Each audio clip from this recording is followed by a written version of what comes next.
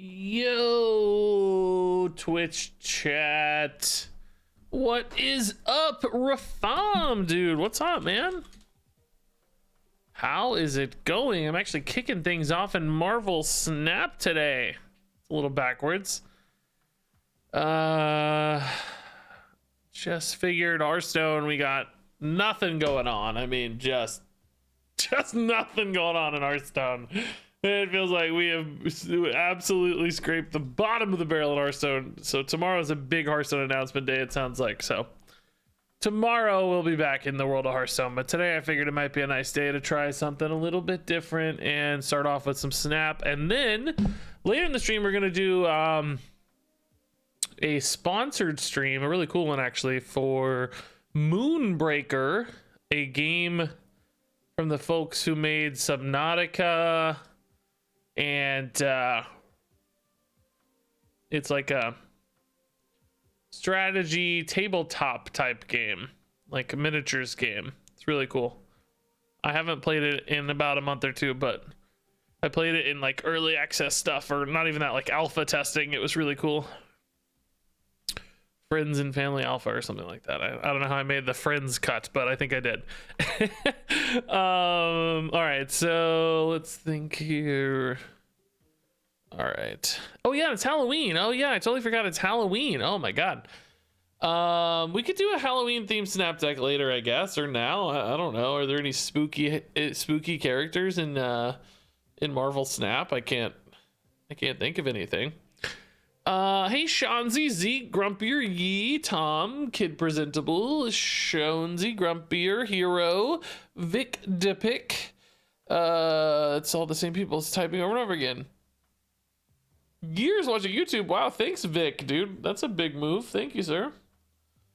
Yeah, Dracula, Blade, the Goblins. Yeah, those are all kind of Halloween-esque. Morbius. Man, some of those don't go that well together. There's a bit of a discard theme there. Seems like the discard characters are kind of spooky. Ghost Rider's kind of spooky. Black Cat is not spooky, but black cats are scary, I've heard. I sure wouldn't know how to handle myself if she showed up. You know, I don't know. I'd be a little scared. Hey, Winged Burrito, thanks for the 20 months, man. Morbius is spooky, yeah. Hell Cow seems, it's like a vampire cow, maybe. So that's kind of scary. Yeah, we could maybe do a, I was thinking about doing like a discard bouncy type deck anyway. Like a Sarah discard or something, trying it. Could pretend it's a Halloween theme, I guess. But Wing Burrito, big time sub. Thank you. Closing off the month with a big time sub. Really enjoyed your meme deck on YouTube today. Thanks, man. Yeah, that's been popular. That has had the best start for a Marvel Snap deck video yet, which is a cool sign. The Marvel Snap videos are doing pretty good on YouTube, honestly, guys. Like, better than I thought, to be honest. Like, if we look at the old ones in particular, like this came out yesterday, 16k views, nothing exciting, but better than the Hearthstone video from yesterday. And it will keep going up, I've found, for the Marvel Snap videos. This one, 24,000 views, not quite as popular as the longer ones, but still not bad. As I've told you guys many times, 20k was my threshold for considering Marvel Snap videos like a sustainable success. 20k was the mark, and this will certainly get there. This one's actually at like 12 already behind the scenes. These numbers take a minute to update, but 37k for the Agatha deck's insane. This one's at 41k, 35k. This one's at 57k. Like, that's sustainable. That's better than Hearthstone right now. It won't be better than Hearthstone probably once new stuff in Hearthstone comes out, right? But for now, absolutely sustainable, which really surprises me.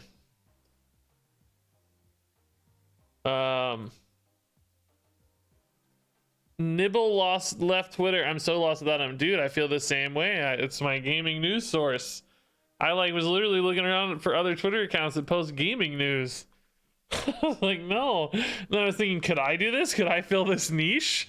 Then I was like, well, much like he discovered, there's no way to monetize it, and also I wouldn't even know where to start, like, to find all the news in time. Any difference in metrics? I haven't looked. It'd be pretty hard to tell. I'd have to go video by video and comb it out. There's no way for me to filter the like monthly stats or whatever, but I don't think so. I think I looked. Yeah, if anything, Marvel Snap is even less male. Like I think Hearthstone I have about 2% males. Marvel Snap I have 0.6, or excuse me, female. Marvel Snap is 0.6% female according to these stats. Marvel Snap's maybe a little younger, but not much. That might be different based on the streamer too, though.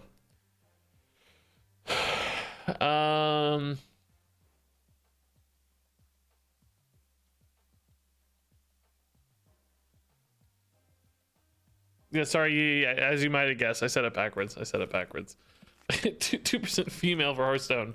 It's less than 1 for Marvel Snap, which is kind of crazy.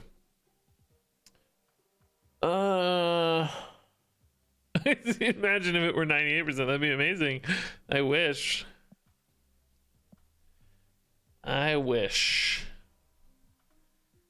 Okay, what do you guys want to do? What is this? This is an empty deck. Okay, well, we were playing this yesterday just to play a good deck. This is kind of maybe the best deck in the game. Wanted to get a few games of this for a video. By a few games, you know, I mean, we might need an hour or two of this total. I don't know how many I played yesterday, but we could do that. We could do some Halloween or meme decks after. You know, I'm trying to continue to give a good mix of, like, you know, good decks, early decks, and meme decks. So what I'm trying to achieve by making videos of different things. I think I'm honestly kind of running out of early decks. There's only so many. People don't need early decks forever because they eventually get out of the pool 2, you know, like you don't need 5 pool 2 decks, I don't think. So I'm kind of like, well, guess we're just making good decks and meme decks at this stage. So anyway, let's just play some more Ultron Patriot stuff since this is a goodish deck. I can continue to showcase this deck doing its thing, and then we'll talk about what's next.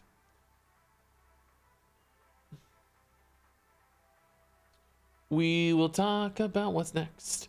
You sat through the 9-minute Ironheart pop-off. Well, good for you. I thought it would be entertaining, yeah. I didn't want to just fast forward it, you know. I remember having fun during it, so I was like, sure, I'll leave it in, and just you know, I added that note so people could skip it if they wanted to, but otherwise figured it was worth it to keep it. All right, so we can play Patriot on 3, maybe preserve this super flow for a little longer. I think there's a reasonably high chance this is a bot. I've got some people getting sour about me calling people bots, but there's a lot of bots. I think some people out there don't have the context of the bots in this game. It's not like, oh, weird streamer just calling people bots all the time. There's a lot of bots, and they're very easy to detect often based on naming patterns and portraits. So it's not just like, oh, silly streamer calling everybody a bot. Is it a problem in Snap? Well, it's not like third-party bots, it's developer bots. They use bots to fill the queue, particularly for people like me who, you know, I'm max collection level. There's not always a lot of people at my collection level and stuff to match up against, I'm sure. It doesn't really matter too much. We're not doing Mystique. Are we doing Onslaught stuff though? Could hold for the Mystique one more turn because I can play Onslaught on 5 and Ultron on 6. I don't really need, well, that assumes Patriot doesn't go. Oh, both of these are gonna get moved to random spots. Let's chill. We're in no hurry. We're gonna chill. So anyway, there are a lot of bots and they're often very easy to detect from patterns. So in other words, don't get all twisted up if I say somebody looks like a bot. It's a very common and important thing to determine if you're playing against them, because it changes what they can do, because some of the bots know how to cheat. Sometimes they'll make dumb plays, sometimes they'll make smart plays. It really changes your play pattern. So it's actually an important strategic thing to identify a bot when possible. So anyway, just think of people being, you know, salty about it. I really am gonna screw myself here, because I'm gonna play Onslaught on 5. These don't always pair up well together, right? They may not end up in the same spot, because all 3 minions are gonna move randomly. I could try to, I don't know, I just need to fill some mana, maybe lock up their board spots. I think we're being too safe here a little bit. Hopefully Patriot gets stuck on his own lane somewhere, or maybe Ultron will just make more sense. We'll see. How much money do you need to get started to play a few competitive decks? Honestly, honestly, you can't spend money to get decks in this game. You can unlock things a little faster, but there's no packs. You can't just like buy packs. There's no way to like speed up your progress enough to like just build a deck. You're on a fixed path, and the rate at which you advance through that path can change, but you can't. This is just taking a 50-50. You can't just buy cards. You know what I mean? Like you just buy speed. I don't know if that makes sense. I mean, it's kind of indirectly like buying cards. It's not like it's not important. It can help you go faster. Wow. Absolutely sniped it. I don't know if I'm saying anything that's at all intelligent. Chat, explain them how the monetization works, because I'm not doing a very good job of it. Are we gonna be at 18 here? Yeah, actually, right? We're going to 16, and this is gonna net another 5. So 21. Yeah, we're winning mid by 1 billion, and we're winning right as well, presumably. This is gonna be a monster stat dump, right? Go Ultron. Big drones. Big drones. Not good enough. Chance the bot. How do bots cheat? So some of the so again, bots are put in the game by the developer. They're not like third-party bots. They're there to fill queues, which was really important in like the early access period. Probably less important now, but still can be relevant for people at really high collection levels and stuff. You know, I bought a bunch of stuff, so I'm really high collection level. So anyway, they range in their skill set. The bots play like decks that are programmed in by the developers. Some bots are really stupid. As you get further and further along, the bots get smarter, and some will actually cheat. They can read your plays. They have like input reading, and they'll be like, oh, he's playing this card here, so I'm gonna make this otherwise completely idiotic play that makes no sense unless you know exactly what they're doing. And there's, again, this is not just streamers whining. There's countless examples of this. It's been talked about by the devs. You know, so some bots will effectively cheat. I hate having to talk about bots so much, but it's just, you know, it's a common thing that's popping up.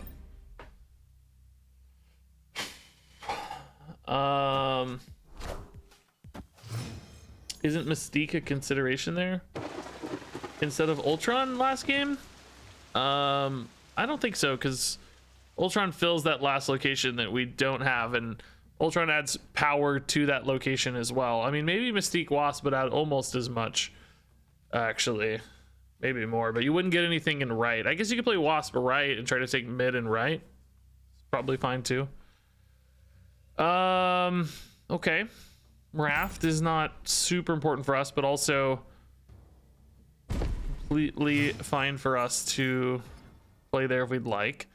Ooh, that's a good location. So we have Patriot, Khazar, Onslaught setting up. Or Ultron, I guess, is even really better in most cases. So that's gonna put each of the Ultron minions to a +3, which is +4. We could use debris mid as well to complement this on turn 5, and then basically we're turn 5 all cards must be played here, so no debris mid on 5, but same difference to us. I think this is fine. We don't need to get fancy on this one. We're gonna almost always win right. No problem. Oh my god, even better. Okay. Screw the Khazar. No, we don't care about Khazar. So now there's actually a pretty good chance we're putting Onslaught mid. We're gonna put Debris left, so we need one unit that's non-ability here to get a billion stats. Well, we can put Debris. No, we can't put Debris mid because of Avengers Compound. Would love to hit like a Mr. Sinister here. Are we playing Onslaught or are we playing Ultron still is my real question. We're playing Ultron. I don't know.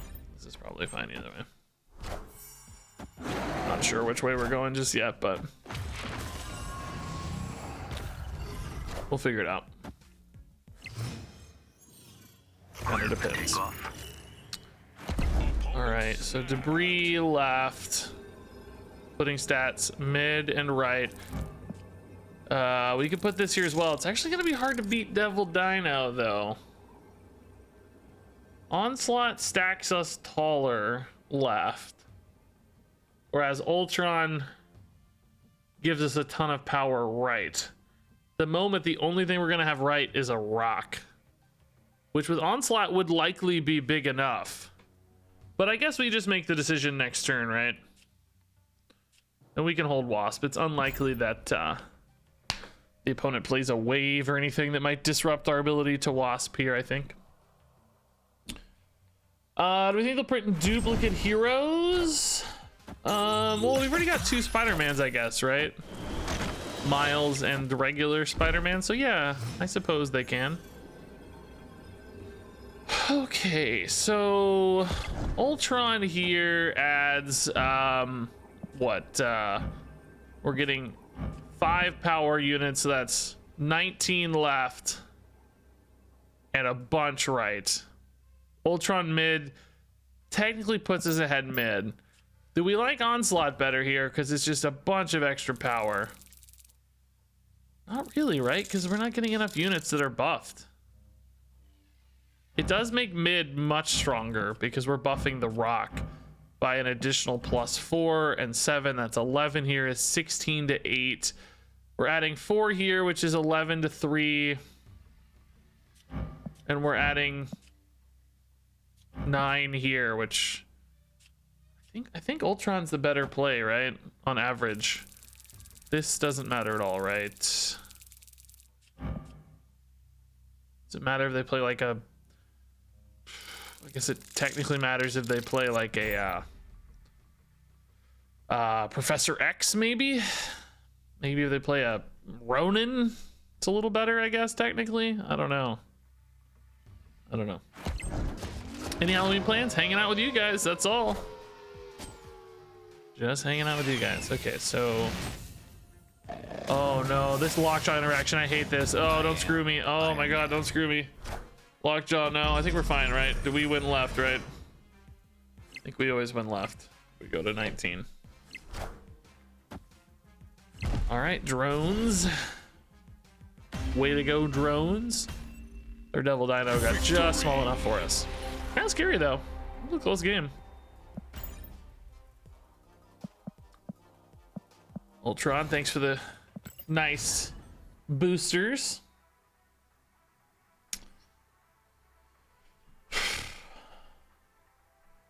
I miss Phil. Oh, dude, Phil, yeah. I miss Phil, too. It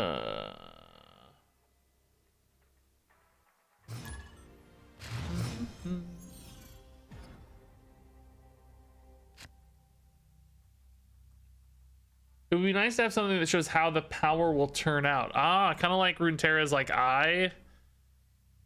That's kind of a neat idea. Yeah, I don't hate that. A little preview. I mean, there's certainly some skill testing in you know, doing the arithmetic yourself, but if you think enough of the skill testing is bundled in the actual decision making and not the arithmetic, then I could see that. I could see that. Of course, you know, with simultaneous turns and stuff, there's an argument that that's just, you know, a facsimile of how it will actually turn out, and it won't really turn out that way. I have enough cards in hand. We can put rocks. We don't care. We're going pretty big here. We have everything we need. Honestly, Mystique Ultron's enough to win this game as it currently stands, so let's just chill and snap for some cubes here. Of course, possible to lose, but wow, this feels like a bot play. See, when we're talking about bot plays, right? This one kind of does feel that way. Again, we don't know for sure. It's never a certainty or anything. It's just one that feels that way. Oh, that is debris. That is not Mystique. Whoa, misclick, misclick, misclick. Whoa. We're probably playing Ultron here. I can give myself a little flexibility next turn, though. I mean, I don't mind playing a debris. Playing a debris here is kind of free stats on the weakest lane that we have. So let's wait. We may want a Misty Knight, too, to get a little extra power. In that case, maybe we put the Misty Knight here now because it is technically stronger than an Ultron bot and free to flow that mana in at the moment. That energy is free for us, so.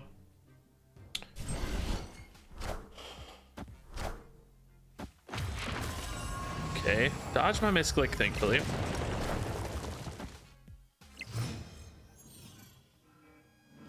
Alright, yeah. I think there's two ways to approach this, right? I guess really the most powerful way to do this is putting debris mid so that we get a rock. We get a rock right. That makes us a little stronger right, because the rock is gonna be worth 4 power, whereas debris is only gonna be worth 3 power. I think since we have the monster naturally gaining an advantage anyway, that feels a little bit better to me, right? And that's a little better than Squirrel as well in that case.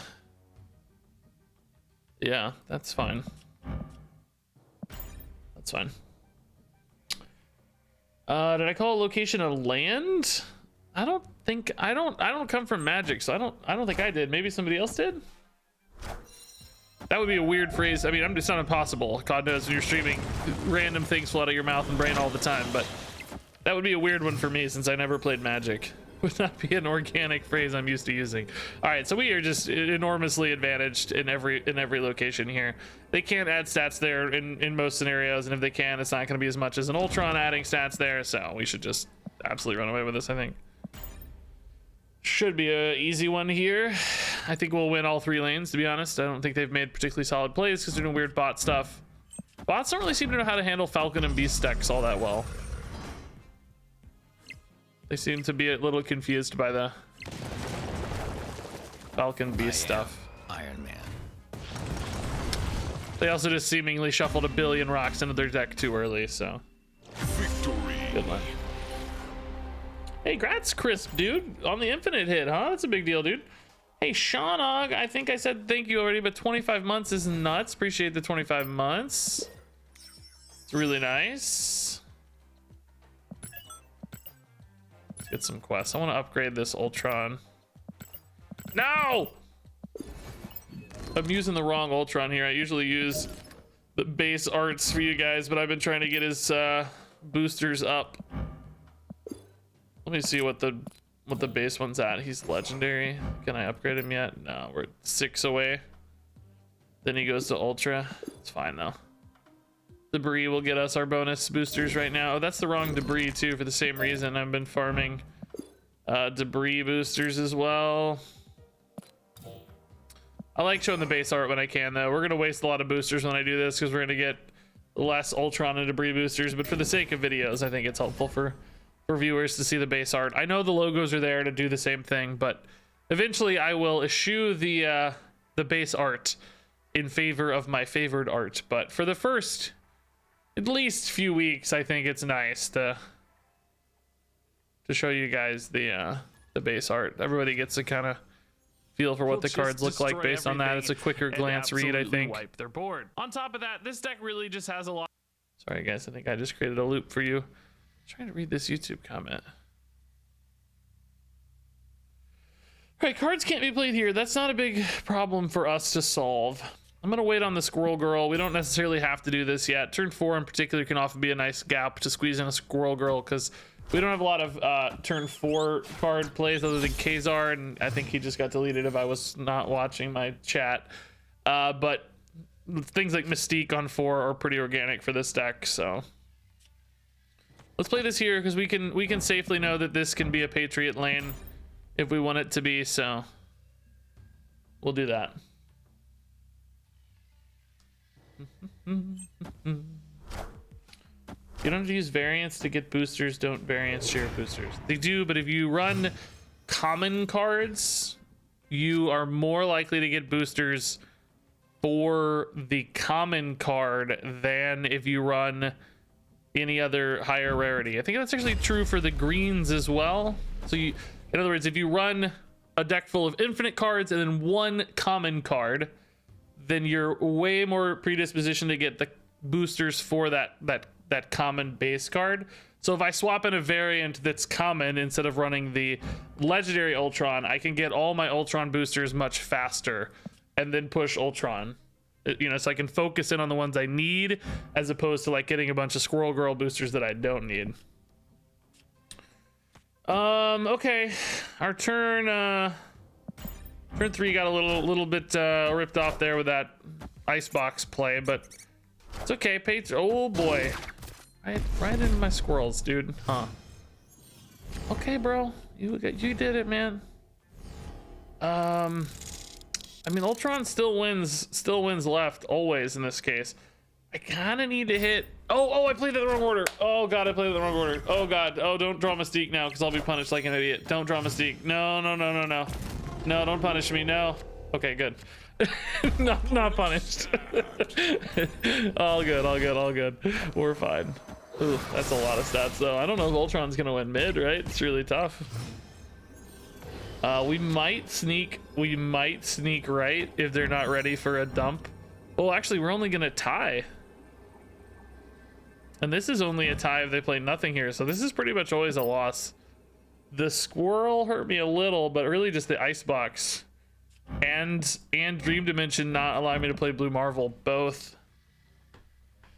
really threw off our curve enough. So we don't ever win this, right? I mean, literally if they play nothing, I can win, but if they play literally any cards, I lose. We go to 14. I mean, what if I play Ultron here, actually? It gets me another, it's the same difference. I get 8 here instead of, I mean, that's more likely, but I still think I lose to Chavez a lot of the time. I think you should retreat this game if you're playing yourself, but I'm going to play this out in case they don't play Chavez here. I think I might win, but we'll see. But you should probably retreat this. I think we're really, really poorly positioned here. So they play Chavez mid, so we win the 50-50 basically, which means I win the game. But as you can see, if they play Chavez right, we lose. And if I played Ultron mid and they played Chavez mid, we still lose, right? I was adding 8 here. I did some math wrong. I didn't count. I added 6 here. Ah, there's our Ultron. Yes, and I just need my my credits. Nice. What does death do? She gets cheaper every time a unit is destroyed. I don't know. They're always called cards in Marvel Snap because there's no like different card types. Every minion is a card and every card is a minion. So I should probably just call them cards, but you know, coming from other games, it's like creatures, minions, you know, we've got spells and weapons and other things in Hearthstone. I feel like I want to call them units or minions, but I guess they're just always cards, huh? Cards is a sufficient explainer in this case. Okay, Eleanor, you appear to be a bot. Let's see how it goes.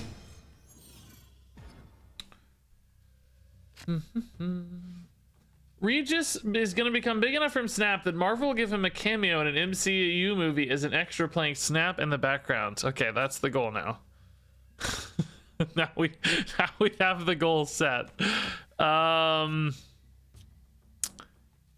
Okay, this would actually currently be the best spot for a Patriot lane right here, because these two kind of, we want stats to be bigger, and typically when you play your Patriot and Mystique, that's going to be your low stat lane.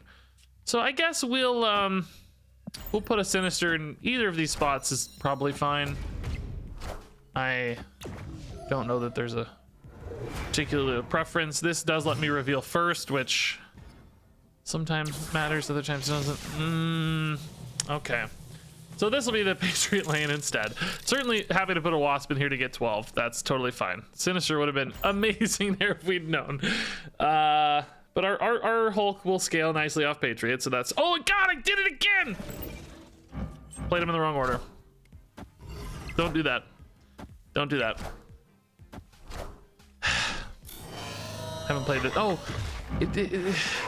no, that still matters. Still matters. I can play. He doesn't matter if he transforms last. This is still the last played card. Okay, so I can't play this now because I'm an idiot. Just ignore this. Pretend this isn't in hand.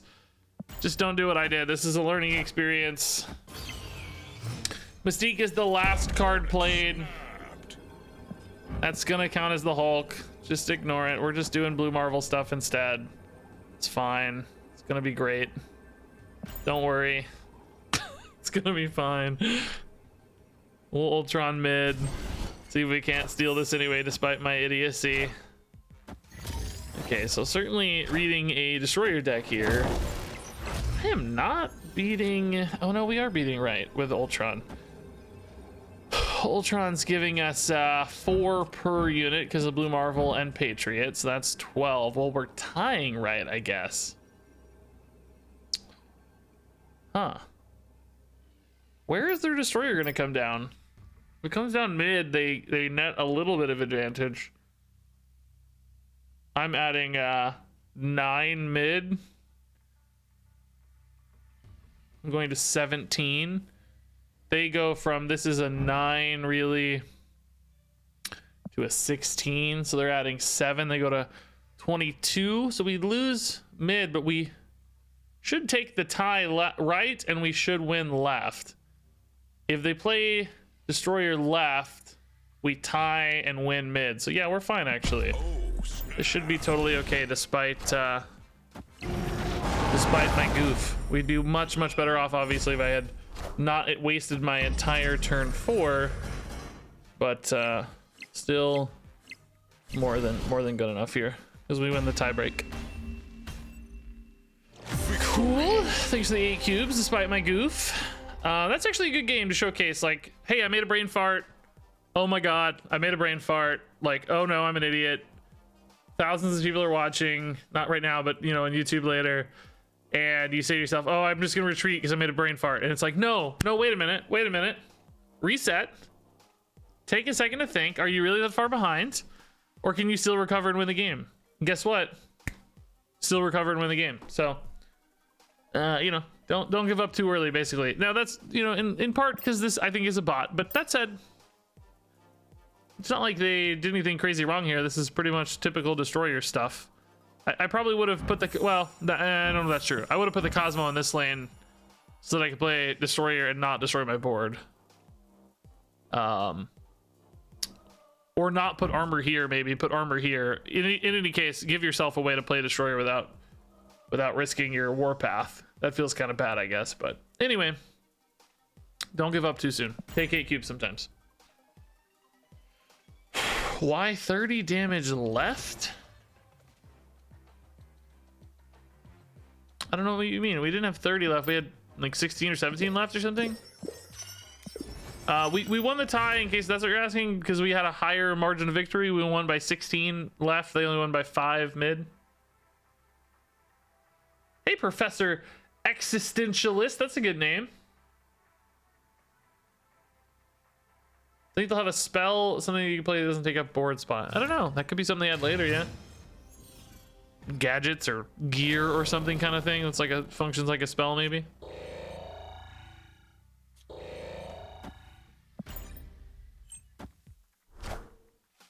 All right. Why 30 damage? Right. I guess I don't understand what you're asking. Like, why did I put it there, or why did it happen, or how did it get to 30? Can you add some specifics? Yeah, this may not be a bot. Fortunately, Danger Room hates us. Seems like it might also be a mirror match. Although, I don't know, this portrait's actually a pretty common bot portrait, to be honest. Ooh, Bar Sinister. Oh, Blue Marvel Bar Sinister. Okay, interesting. Is it still worth it to play Debris, I guess, is the question. I lose a Blue Marvel, but I just don't have a lot of great plays. I mean, because both Debris and Squirrel Girl, right, are occupying so much space. I think it's worth it. I lose a spot, but so do they, right? So I think it's fine. It's not like it's a terrible spot for me. It's often something that gets buffed fairly substantially anyway, so. Okay. Ooh, do we just take Patriot right now? Patriot into Mystique into Ultron is very nuts. We've already got a buffer here, and a buffer here, or a Buffy, let's say. So we're gonna scale really nicely. Yeah, I think that's fine. That feels snap worthy certainly as well. I feel like in this deck, you probably just snap when you see Patriot. It's harder to be disciplined with snaps on stream, I've noticed. I feel like I'm not nearly as... Ah, crap.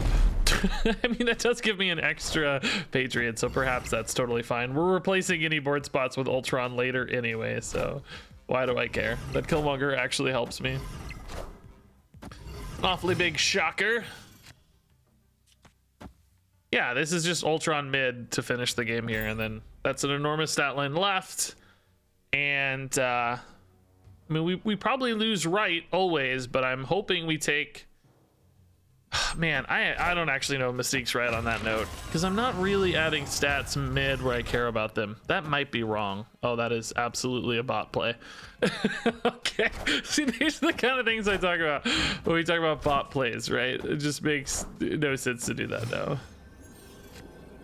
I mean, I think we'll be okay because they gotta add 3 units here, and they also have to add, you know, 24 power. So that's not likely to happen ever. We're gonna be fine, but I think it might have actually been a little bit better to not Mystique there. I just don't think it added enough power where it mattered. Something like a Blue Marvel adds more power mid and still adds a little bit of power left after the Ultron, right? Maybe I play this here in case of a Cosmo. Makes sense to me because it still goes to, I don't know, whatever. Oh, it's fine. We still win here.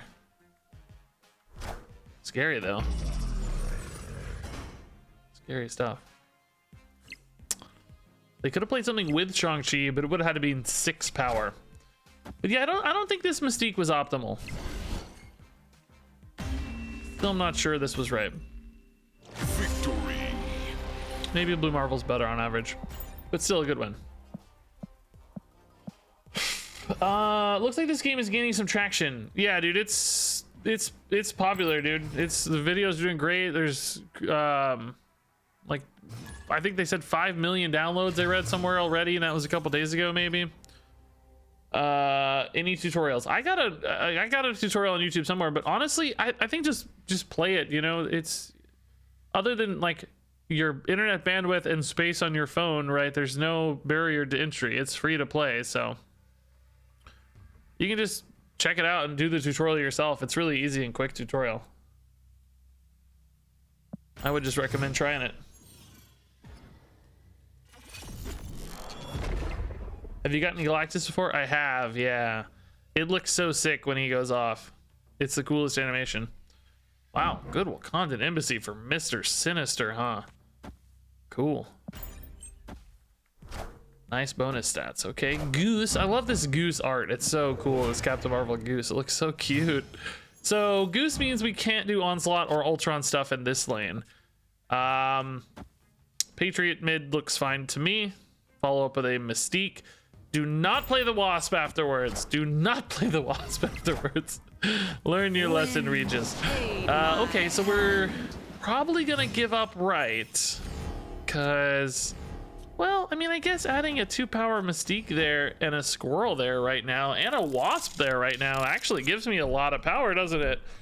Then I can just, I did that in the right order, right? Mystique first, yeah, okay. Yeah, that's actually a ton of power, and then Blue Marvel can come in as well, and maybe still Ultron too if we top deck Ultron, right? Or Onslaught 2 can... Oh, Blue Marvel's gonna be unplayable next turn though, so probably just sticking to like Shocker or something, but still, quite a bit of power here. The Mystique herself being buffed really helps. That goes a long way. Extra 2 there is nice. Going to 12. That's 5 plus 3 plus 3. So we're ahead by 1. That's fine. That's all we needed. That's great. Kazar is actually the perfect draw too. Yeah, we'll put it mid here for any sort of onslaught plays, but that's going to buff another point right, which helps for any shenanigans, Ironheart buffs, little stuff like that. And then Blue Marvel will hopefully Ultron adds 6 to each spot. Oh, I should have snapped last turn actually, honestly. But we'll snap now too, it's fine.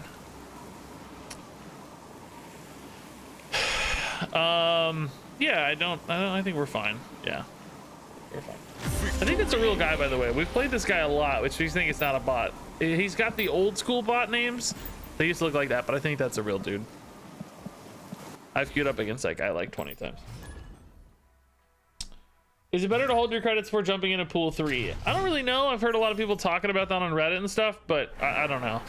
What was their deck playing? They had Storm and God, I've already forgot what else they played. Jubilee, Groot. I'm just thinking it might already be time to snap. Oh, snap. Because I have Patriot Mystique. Sometimes when you have the hand, you just gotta snap, right? This 3 cards alone is enough to win some games. So we may be susceptible here, of course. They could have, you know, they could have an Enchantress. They could have something that screws with me, obviously. But here's the thing, right? If this sort of hand is the sort of hand that typically has, like, you know, a 70% win rate, because it's, oh, that's annoying, actually. If this hand has a 70% win rate because it's such a good hand that you know, if I'm winning 70% of the time, even if I lose 30% of the time, that's still a net gain on snaps on average for me, right? I'm still happy to snap. All right. I mean, okay, this is still enough to win, honestly, but don't be Juggernaut. Okay, that's fine. Maybe should have played the Wasp. I remember seeing the Sandman last game. Since we knew this, we should have probably played the Wasp. Because the Wasp never comes back now. It's gone forever. If I'd remembered that, it would have been really heads up to play the Wasp. That's going to be really important for things like they talk about this kind of like 1v1 format they've teased where you try to race to getting 10 cubes or something. Go. Stuff like that'll matter a lot for that sort of format. All right, so we're going up 13 to 11 here. That's not always enough to win, but we're going up a lot in every other spot. I still feel good about this. Certainly losable, but feels really strong. That is not enough to beat Ultron. That is like a baby Ultron here. I'm doing everything you're doing, but 100 times better, you fool. Look at this. Look at this. That's amazing. Look at your measly Doombot. It's a single 5. Look at that measly Doombot. I have 4 of them. As we find out, drones, when buffed by the... I don't know, is this guy like, is he powered by America? Like, I don't know what his deal is. He's the spirit of America has made my robots more powerful. I don't know. I don't know what his lore is. Is this game better than Hearthstone? No, I think they're both really fun though. It's definitely newer than Hearthstone right now, so I think a lot of people are savoring the freshness, you know.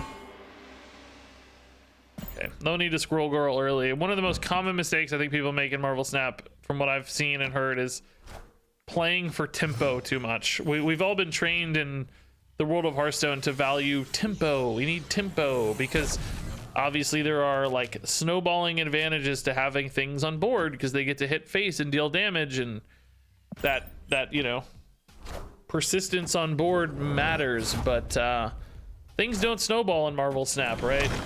The one power squirrel is always a one power squirrel no matter when you play it.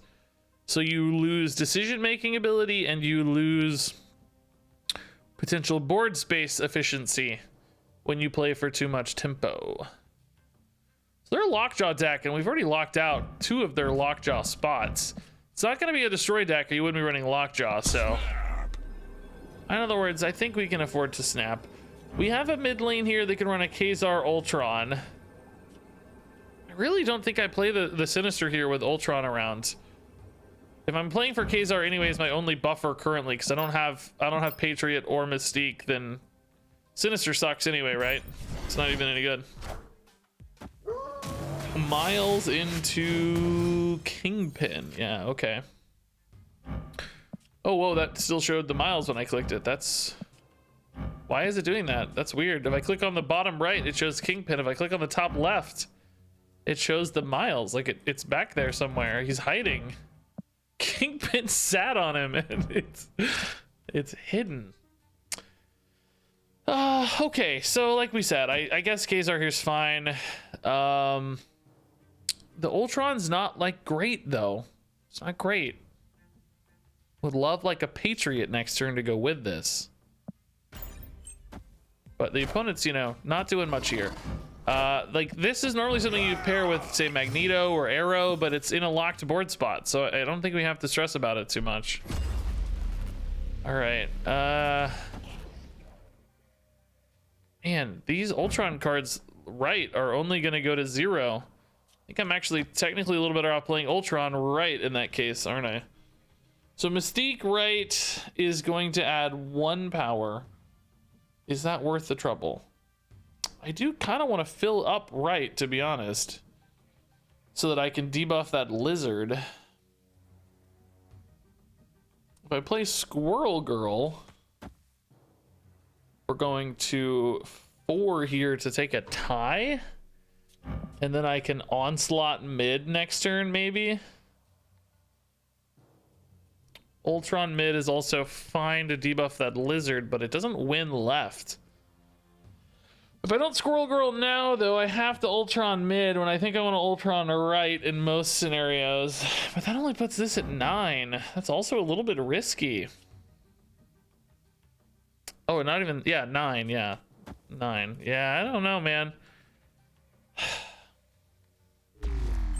Oh my god, I need a... I don't have the rope sound. Oh, okay. Thank you, Squirrel Girl, for your sacrifice. Appreciate you. I mean, Ultron usually wins right, but I would love a wasp. Yes! Literally about to say I need a wasp. That's perfect to debuff the lizard by 3. He goes to 0. I mean, wasp is actually technically a -1 for me, but that's still a net gain on the lizard. So this ties left. It puts me a little ahead mid, but not much. Honestly, not much. But I don't think they can take mid and win right by enough. I think we're fine. Okay, that's actually really big. But we win the tie mid, surely, right? Surely. The tie break here has to be enough, right?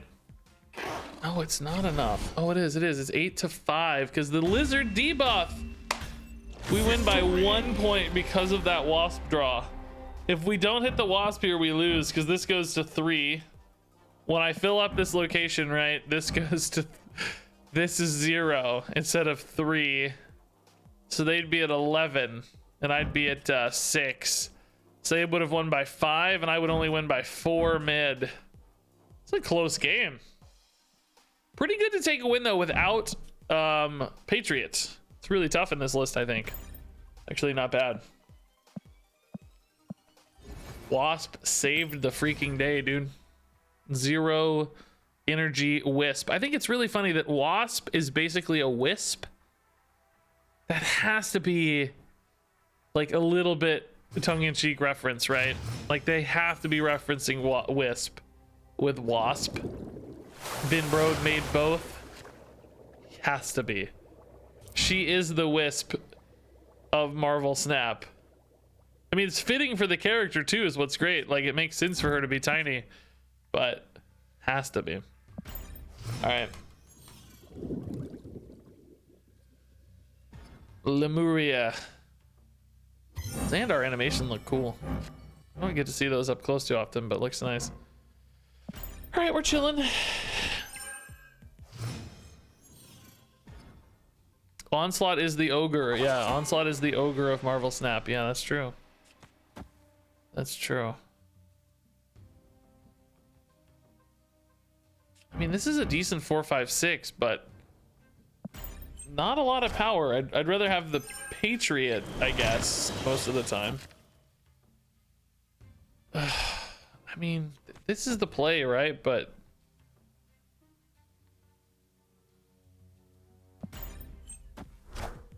I think there's some question about like Mystique Sinister here or something, but that also just feels really weird. Oh, okay. Wave lets me Onslaught Mystique, and then Mystique Misty Knight next turn adds quite a bit of power, doesn't it? Because I got double onslaughts on the Khazar. That's a ton of scaling. Makes right really strong right away. Oh god. They're planning the same thing. Uh-oh. Oh god, I'm scared all of a sudden. Shocker is worth less than Mr. Sinister, right? Because none of them are getting buffed by Khazar, so we don't have, and we have board space too, so this doesn't get buffed at all. It's just one. Does that matter in any way, shape, or form where I put it? We're ahead by less, right? So I guess we'll put it here, but we're scaling more right because of the Mystique. So maybe we put it here. I think it's a pretty good chance we lose. They clearly set up this onslaught. I think, oh, maybe they didn't hit it. I was gonna say they might very easily have a Patriot Mystique themselves and scale better than us, but seems like they didn't have it. That was a squeaker. Yeah, true that Hulk feels like a Boulder Fist Ogre more. Yeah, that's true. He's got the vibes, doesn't he? Icebox, man. We've been getting Icebox a lot tonight. It's tough for us. But we're still going to snap with Patriot Mystique in hand. It is very commonly a sufficient win condition early. Hey, DeSantis D, dude. I didn't even see your sub. 19 months. New career starting on Monday. After 15 years, your old job. Holy crap. Good luck, dude. That sounds both fun and exciting and hopefully, you know, lucrative and excited, man. Wish you the best. We can Squirrel Girl and still pull off a sort of onslaught lane, but I think we wait. There's just really no hurry right now. We're actually a little bit better off if Monster Metropolis is not running our Patriot, I suppose. Oh my. Okay, this is quite a little line. Are they gonna wave here? If they do, we're gonna play Onslaught next. Yeah, you do. Yeah, okay. They waved us last time there, so now we'll play Onslaught into Mystique instead of the other way around, because that scales you more. You want to double up your Onslaught if you can. Then we're gonna have a decision to make. Like, what's the right follow-ups? I don't know.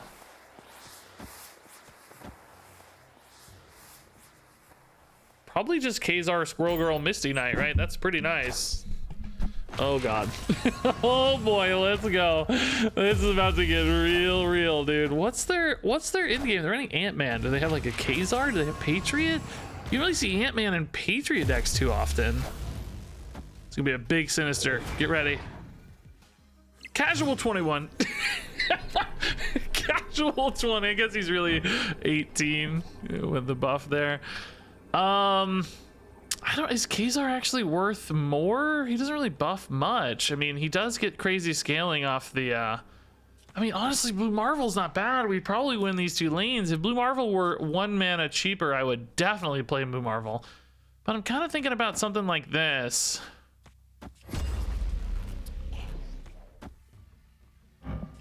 Because Khazar's buff is still pretty big when doubled up by the Onslaughts twice. The only thing is we're not very strong left. I feel really susceptible left. But I'm willing to try this. I'm just actually really curious what their end game is here. I don't know what they're planning to do. Maybe an Iron Man or something mid, but then we maybe win the other two. Maybe a Omega Red. But then I think we're usually okay mid, maybe, although maybe not. Maybe it's Omega Red. That'd be sick to see. That would make me excited. Oh, Claw. Okay. Wow. Shockingly close. Holy crap. Oh my god, dude. The power in this game. The Ant-Man went nuts, obviously. 28 power Ant-Man off the the thing here, and then Claw went nuts. 48 power just off the Claw. That's insane. That's actually insane. Yeah, we barely took left. Like I said, pretty weak left. The Kazar buff though for 8 made a big difference. That added 16 power here to the right. If I had gone a different route, I'm not sure we would have gotten as much. I'm wondering if Shocker's not worth just more total power though. Because Shocker would gain, what did we say, 16? He'd be a 19 power himself. Guess Kazar was worth 24 across these 3 units. Crazy game though. That was actually really fun. Good example of the monster power outputs of both of these decks. Now, normally he would net an unreasonable advantage off that wave compared to other decks, but we just so happen to have the Onslaught Mystique to match for the crazy scaling that is not happening in most games. So we were able to go a little bit toe-to-toe with that atypically, I would say. Is Infinite viable? Yeah, Infinite's solid. There's people playing Infinite in Pool 2 to great success, I think, right now, especially with the hot location earlier this weekend. Playing him on turn 1 and stuff. But he's been in like big decks as well with Jubilees and stuff. And he's in discard Hela decks where Hela will resummon him after he's been discarded. So Infinite shows up. I don't think it's super common in later pool games or higher meta games to see him ever played. Often, you know, 20 power over the final 2 turns for 11 mana is not really worth it. Maybe sometimes if you have the Sunspot down, it's 25 power for 11 energy, and that's a little better, but still not. I don't know. It's like a little too restricted how it's all just a big dump in one spot. But still shows up as like sort of an enabler, you know, getting cheated out as opposed to played is really the distinction there, I guess. Appears to be a move deck. Okay. We've got a really, really nice line, by the way. I'm just gonna snap. I think it's time. What does snapping do? Oh, okay. Snapping is basically a raise. It's like saying, okay, there's normally 2 cubes up for grabs in a given game, and cubes are like your stars in Hearthstone. They're your ranked currency, effectively. Snapping says, I'm gonna double that to 4 cubes because I'm confident I'm gonna win. I'm raising you 2 cubes by the end of the game, and then the opponent can do the same and push it to 8 cubes by the end of the game. Or if you're not at the end of the game, it goes from 2 to 4. As you can see right now, it's 2. They're snapping it up to 4. They do have a lot going on here. Are we gonna be able to keep up, man? I don't know.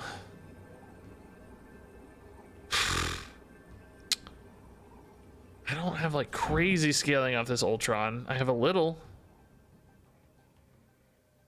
Ultron's gain. What, each one of these is gaining what? 4? They're 5. So we go 20, 15 here puts us at 22. I mean, I think it's worth sticking in. Honestly, I think there's a chance we can take this. I don't think we are absolutely cooked here. Also, their current board positioning doesn't really support a Heimdall very well, does it?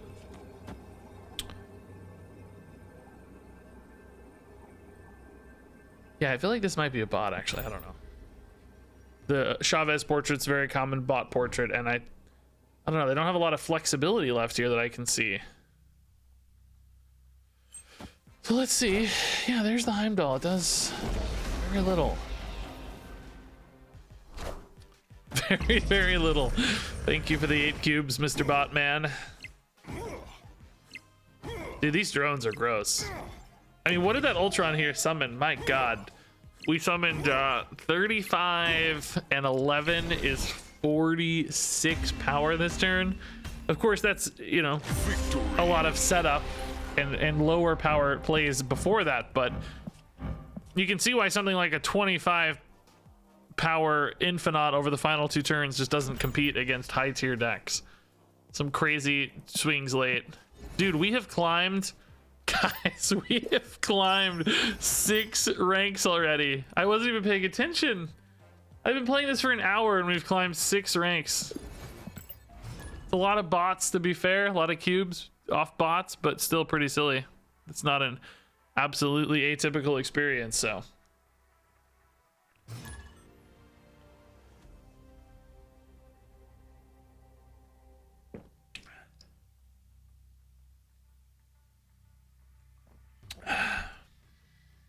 Random Vengeance. This is a real person, I think. I've seen this person a lot.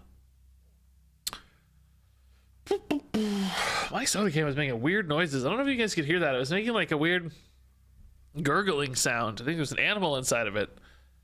Is DC or something? What's the deal here? It usually counts down.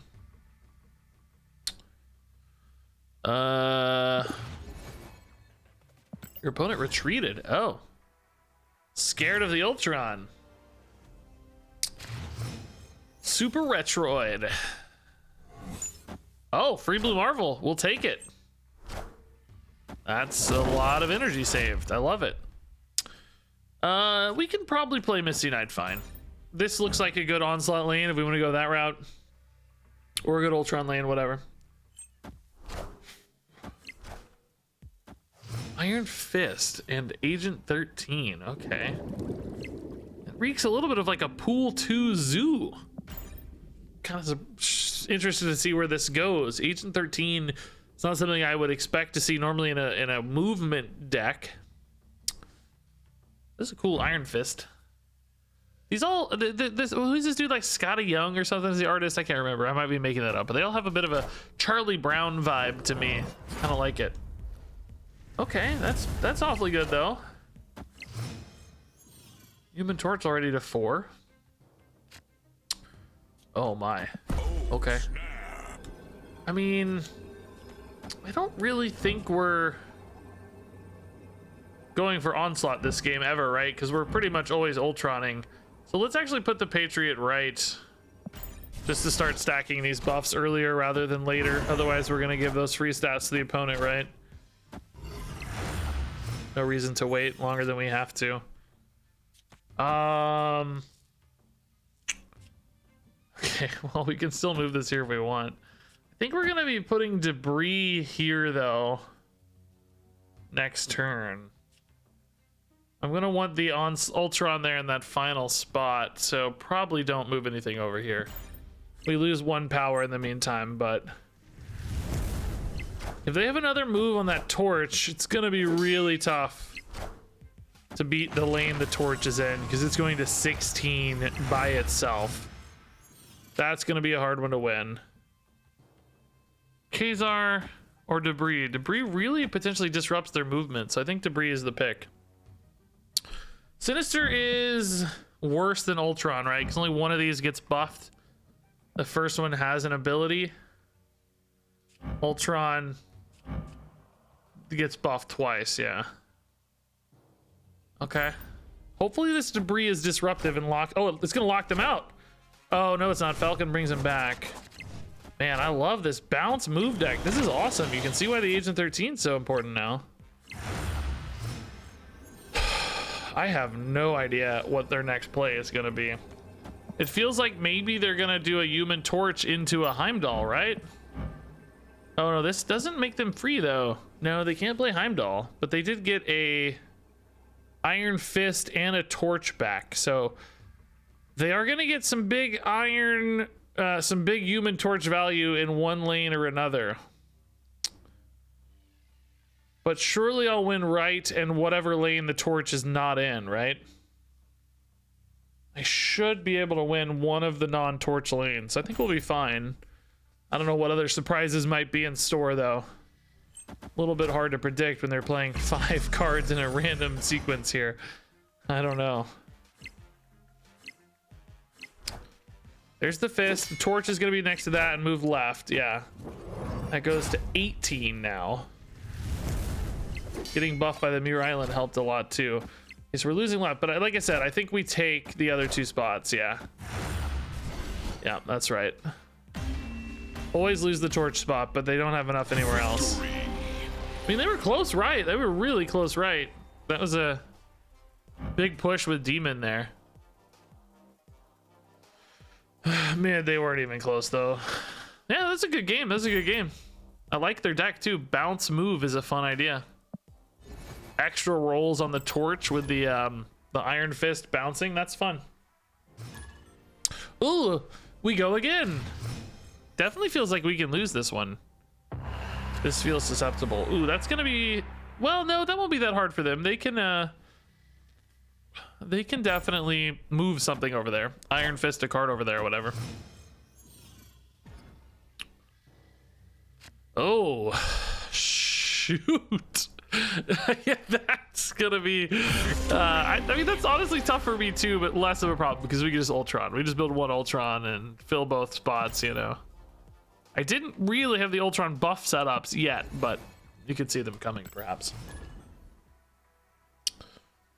For them though, I guess they just can't play any of their 1-cost cards there, and then that means they can't move anything left with Iron Fist really that easily because they can't play the torch mid and move it to left. Or any given card if they don't have a big one. I don't know if they had a high cost card or not, but hey, G Fink, dude, thanks for the Prime sub. That's awfully nice. Getting it in before the end of the month for me. Appreciate it. Snap. I am someone who meticulously tracks all of my stats monthly. So the end of the month days are always important to me. I'm like a car salesman. It's like, yeah, I need that sub right at the end of the month. Thank you. Yes. Okay, I think we're actually pretty well equipped on TVA despite the early snap here. Sometimes punishing that. I think we're okay. Patriot looks weak, but he can just take a spot. Sadly, maybe not. So hoping they played something here and then Patriot would be able to at least contest a spot. He technically contests the sunspot for now, I guess. Saying the word spot a lot. It's gonna be tough now, dude. Shocker goes to 5. It just depends on what they have. They let the sunspot scale or not. Oh my god, these swarms too. Oh my god, yeah, that's gross. Oh my god, I'm so screwed. Oh, this is not a matchup for us. This is not it, guys. We are so screwed. No, we're out, man. Although I think we can actually play this out and it won't matter, right? But we always lose. We can't win, so no need to get fancy. I love that swarm variant, by the way. It's really cool. Oh, dude, they got Crackle too. That's awesome. Golden Crackle Swarm looks good. I don't know anything about Swarm, but seems like a neat character. Seems like he's just made of bees or some kind of insect anyway. All right. Martin again. What was Martin playing? Martin was playing like the mirror match stuff, right? That's how I recall it anyway. Swarm is a Nazi made of bees? Marvel's weird, man. Marvel is weird, dude. Marvel is trippy. Any little light on energy here when we know we have a 3 and a 5 and a 5. I mean, I guess with Ultron being cheaper, maybe you could hold Misty Knight to the final turn, but dude, Martin with a counter snap early. Wow. Wow.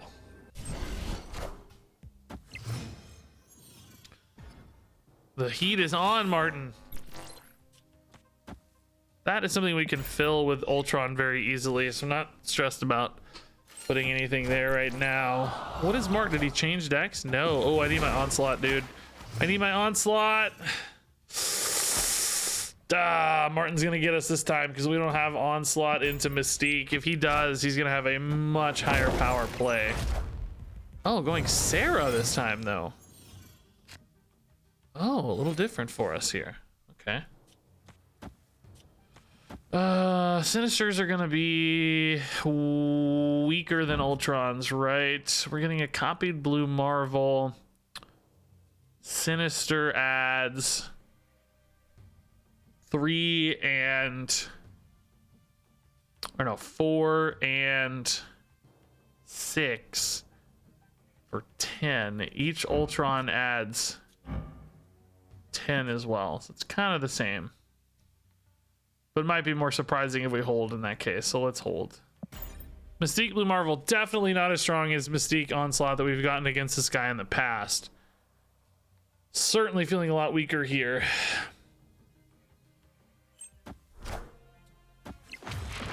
Let's Let's see, they're locking up right already. I wonder if that's gonna go okay for us or not. Yeah, man. Oh, dude. Iron Man. Okay, what are they actually at? So they're actually at 24. I think we said I'm getting 20 right, didn't we? Let's see, this is giving 1 and 1 is 2 and 2 is 4 is 5. Yeah. That's worth 20 right. That doesn't win right, but it might be relevant for a tie break. Onslaught's pretty pointless. I mean, can they really beat 17 mid and we're gonna have 21 left or something?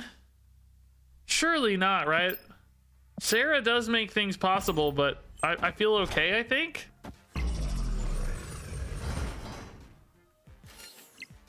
I feel sort of okay. I don't know. Yeah, that doesn't matter. That doesn't matter. And that certainly doesn't matter. Yeah, okay. Close-ish. But Ultron, dude, he's just, I mean, look how many stats I dumped. It's so gross.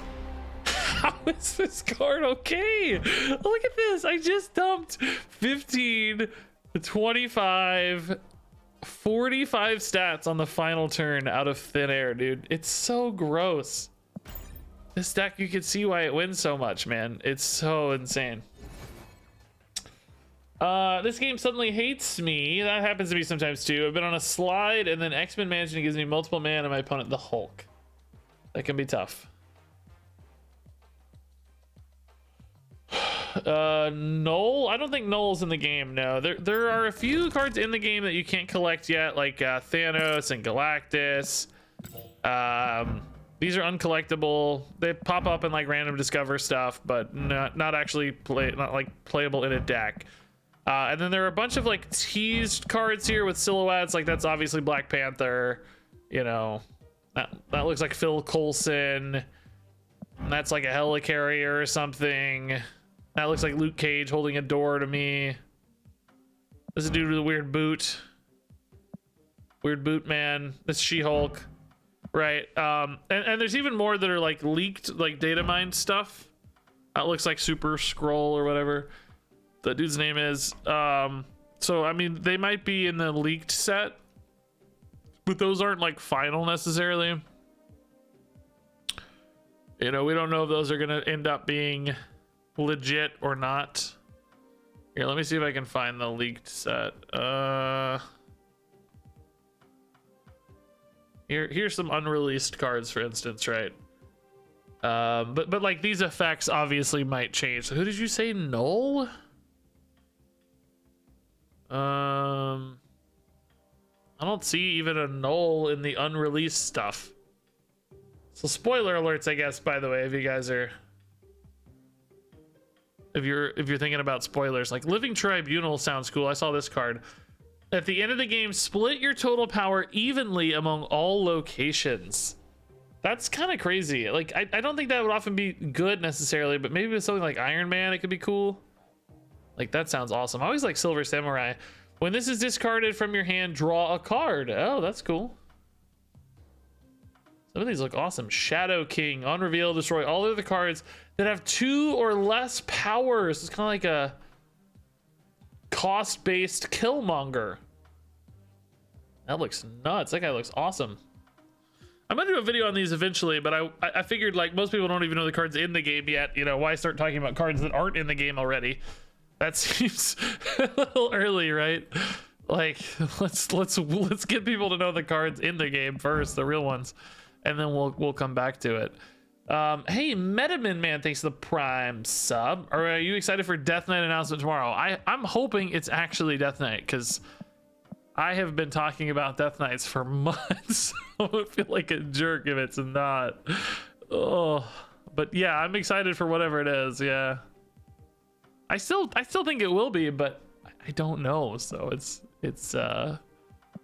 if I did know, you wouldn't hear me talking about it so much. I would be under NDA. I couldn't tell you anything, but I can freely speculate, and I hope it is. I don't know if you guys saw my tweet today actually on the matter. Some guy tweeted this out in the World of Warcraft world last night. I don't even think he knew the significance for us in the Hearthstone world, but there's a Lich King statue that just went up for pre-orders that is Hearthstone branded. Now, obviously, the Lich King has been in Hearthstone for years and years at this stage, 5 years or something. So it could just be a reference to the old card, but the timing at least feels a little bit suspect. Like, the timing is significant, I think, to say the least. All right, so you guys wanted to build a scary deck. I was actually gonna build a discard, a Sarah discard deck anyway. I was thinking about this today. Like, I really miss back in early access before the collector got nerfed. The collector, when a card enters your hand from anywhere except your deck, +1 power. He used to give +2 power, and he was this card that could scale like crazy. You could get this guy up to, you know, 10, 12, 20 power sometimes. And he's got nerfed, so this is a deck core anyway that may not really be any good anymore, but used to be interesting with Swarm, where you would discard this guy and extra copies would get added to your hand. So if you discarded a bunch of these, you could like fill your hand with 7 extra swarms at the end of a game and buff your collector for +14 all at once. Like, he would just get buffed a bunch off all the swarms because he would go +2. Now it's only going to be +7, so I don't know if it's going to be as good. But Morbius would also scale, so you have these 2 different 2-cost scalers that would go absolutely nuts. And I loved this deck back when it was good. Now I'm wondering now though, well, not you. Wondering now if we can at least replicate it a little bit and try to make it good. I don't know. But Sarah's a neat idea to give us a lot of potential discard pop off on the final turn, because this makes cards cost 1 less, so we can run a bunch of cheap discard cards and try to blow up Collector and Morbius with some crazy discards and like big time late game stats here by playing all these at once. Now also, Hellcow used to be 2 energy and Lady Sif used to be 2 energy, so a lot of these cards were cheaper back in the day than they are now. I don't know how Dr. Doom got in there, but I was not thinking about you, Dr. Doom. So, I don't know, this is the spookiest deck I can think of for Halloween. That's kind of maybe a real deck, or at least one I wanted to try. We got some vampires. We got some hell cows. We got an anime man with a sword. I don't know why he's connected, but maybe he's a vampire too. I don't know. Oh yeah, sorry, wrong view. Yeah. I gotcha.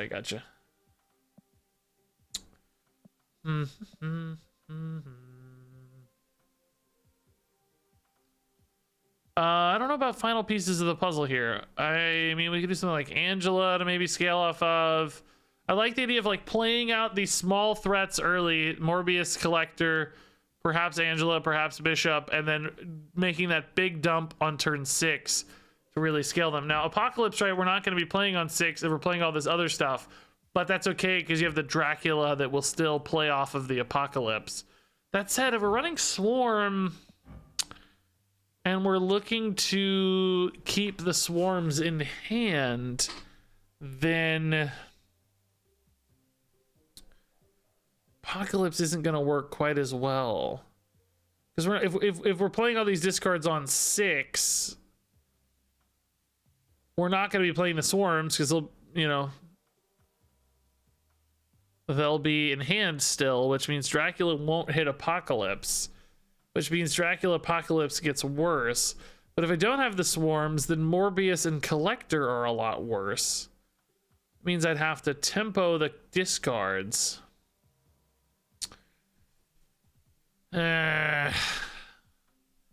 Sort of a fundamental flaw here in the structure of this deck. It's occurring to me you also used to run Nakia in this list. Where is she at? Here we go. She used to buff everything in your hand, not the leftmost cards. So if you had a swarm, you could push it to 5 very easily and then get a bunch of 5 power swarms and dump those all in the final turn, which was pretty cool. I feel like I just want to look at an old deck list here and see if I can recreate it. Hey Tingus, what's up, man? Yes, basically a Nokia phone. She got bricked, much like the Nokia is a brick of a phone, because she got super nerfed. She is basically now a brick of a card, yeah. I don't know if the structure is gonna work, guys. Thinking Dracula and Apocalypse don't make as much sense here anymore. Which, maybe that's okay. Maybe we just run a full discard package. I mean, in theory, I like having the Apocalypse as a backup plan, though. Maybe we just, because he's good for the bounces, maybe we just don't run Dracula, right? Maybe it's Dracula that's actually the weak spot here, huh? In that case. We could maybe just run full discard instead. Thinking about whether or not I want Angela or Bishop or some other sort of early game setup. Angela's probably our most reliable tool. How have you been liking the game? Honest opinion. Why would I give you a dishonest opinion? But here's your evidence that I like it. I've played 5,500 games. I'm averaging about 1,000 games a month. And I'm collection level 7,000, where most people are like, I don't know. People who started with me are in the like 3 to 4s, I think, usually 5s. So I mean, I've always liked it. I've told you guys this on stream for months, how I have been playing Marvel Snap every single day, and I love the gameplay. That I've been worried about the progression system, which is still true. I still worry about the progression system. I wasn't sure how people are going to respond to the progression system, you know, but I always thought the gameplay was fantastically good, and I was addicted to it, which remains true. I'm just still worried about progression system. People haven't really hit the grind of pool 3 yet. I'm curious what's going to happen when they do. These are the unofficial leaderboards. These aren't real leaderboards because it's like a third-party site. You have to upload your stats. So this is missing, you know, large swaths of the population. Like, this is, you know, most people aren't captured here. But of the people who are on the leaderboard, I'm number 3 by collection level. I've played 5,210 games. In the last, I think we started in like late May, so it's been exactly 5 months, so about 1,000 games a month. So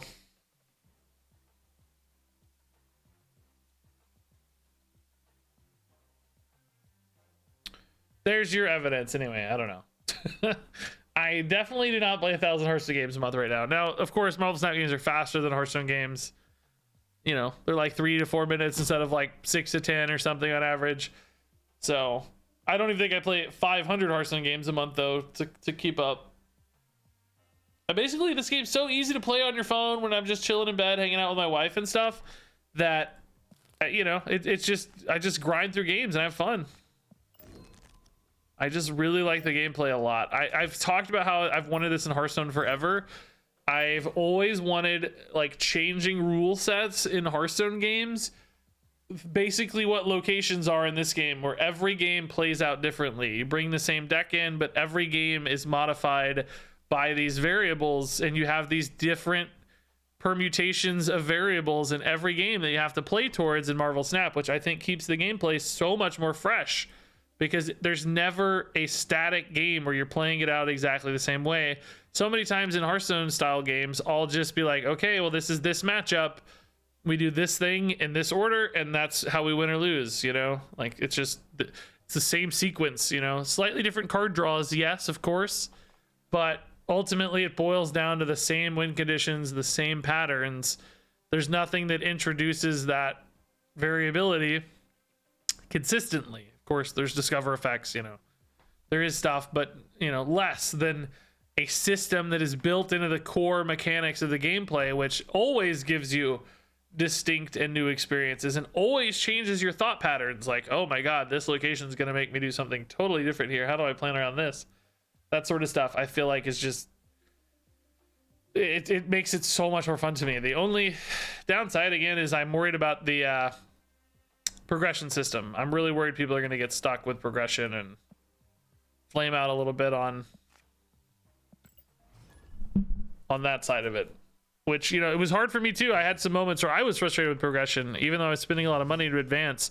That means it's going to be like half as fast for you guys on average. So I'm very nervous. Man, Gambit's really nice in this scenario. I think we snap here.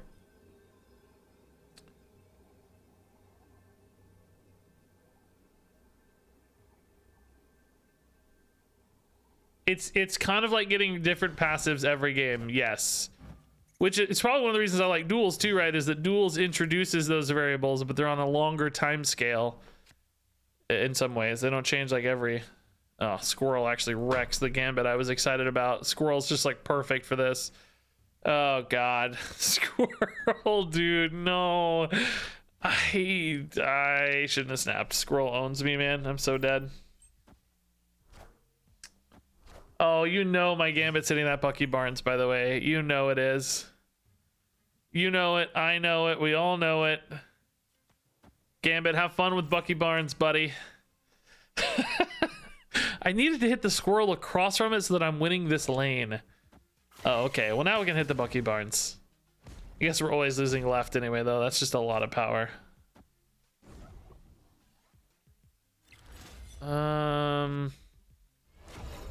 Trippy animation. Okay. Time's up. I mean, there's no way, right? There's no way. I mean, this is a lot of power, but... Dude, do I ever sneak the collector? He's getting +2. Could add 7 ties. It's not worth it. I mean, we'll play it out. I don't really care about my cubes that much. Oh, they stacked mid. Shoot. Oh, dang, dude, that's big. It's too big, sir. Yeah, that squirrel, man. If Gambit was going to connect on something big, I think we would have been really favored here. They had a perfect opener, by the way. Man. Good hand for TVA. Really good TVA hand. Oh yeah, thanks for that up, man. Oh yeah, I need to change my deck too. Good notes. Good notes.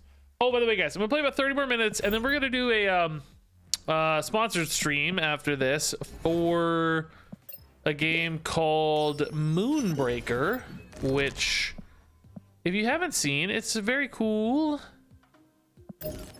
Miniatures strategy game from the people who made Subnautica. I was shocked that the people who made Subnautica made a like turn-based strategy game. This is very not Subnautica-esque, right? It's a very big pivot, but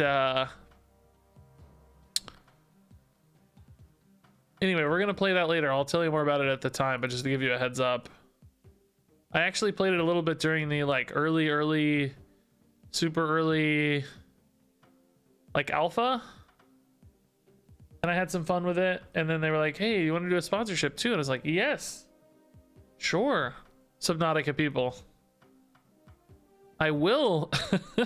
And they just changed a bunch of the monetization stuff in the game too to make it not like pack based or unlock based.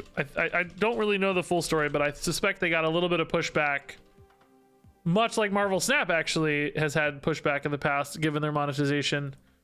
So they pulled out all the pack openings and stuff, and now you just get all the characters for the base price, which if you're gonna pay to enter, I think is a great model.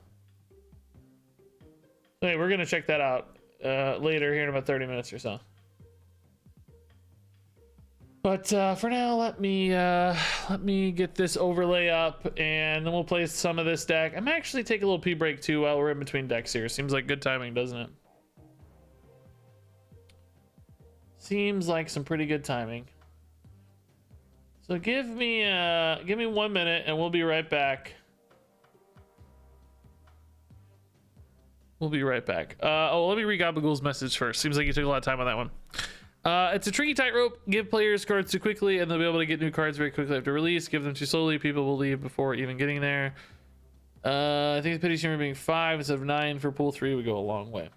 Yeah, and in fact, to add to that, even Marvel Snap has a hard problem because there aren't as many cards. Cards in this game are more significant than cards in other games because basically every card is a legendary. It's not like there's, you know, filler cards, and it's not like 1/5 of your packs is good and the other 4 are just commons, you know, that you just kind of filler garbage. So each card unlock is a really significant portion of your collection and really meaningful. So, you know, both on the sort of economic scale side of things and the completion scale side of things, they can't give away cards too fast, or as you say, everybody's just going to burn through everything, both from an economic incentive standpoint and from a, well, now I have nothing new and exciting to do or nothing to reach for. Like, you need to have stuff to, you know, keep people interested and looking forward. So it's a weird problem to solve for this game more than most card games, just because of the way cards are so much more meaningful and less common.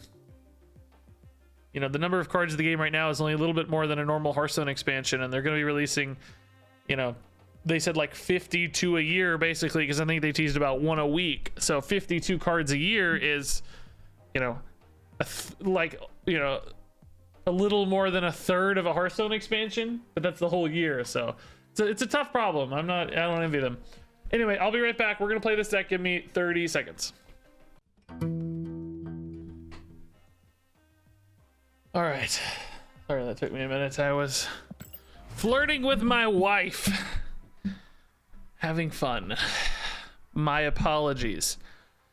Whew.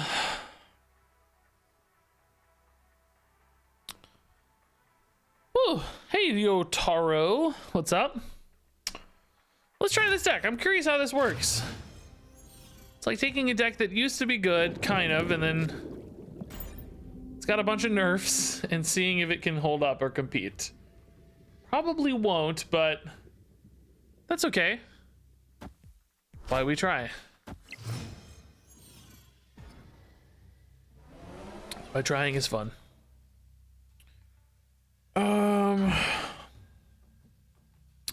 Trying to think about how big we go, like with a Sarah versus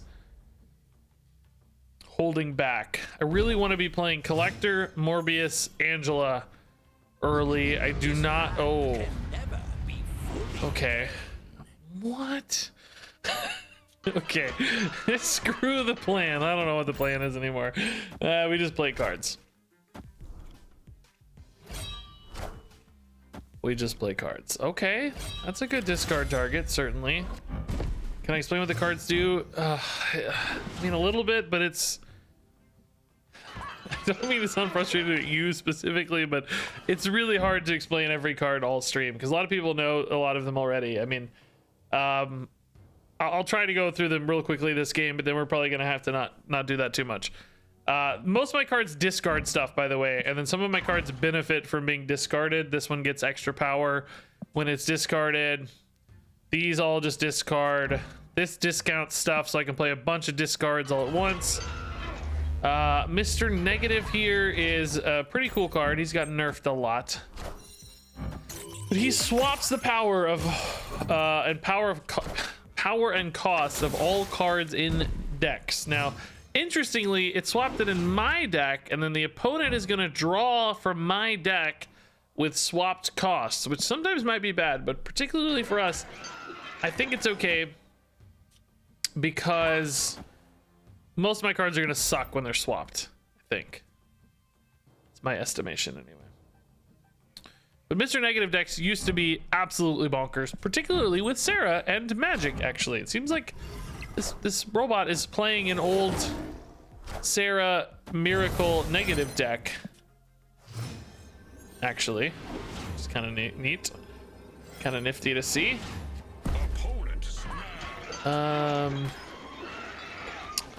Okay, I was really hoping to win here, but now I don't think I can win anywhere. I mean, you know, Apocalypse might take this, but they're almost always gonna play some stats right. I think we just always lose, man. We got bodied by our own cards. Here, I'll just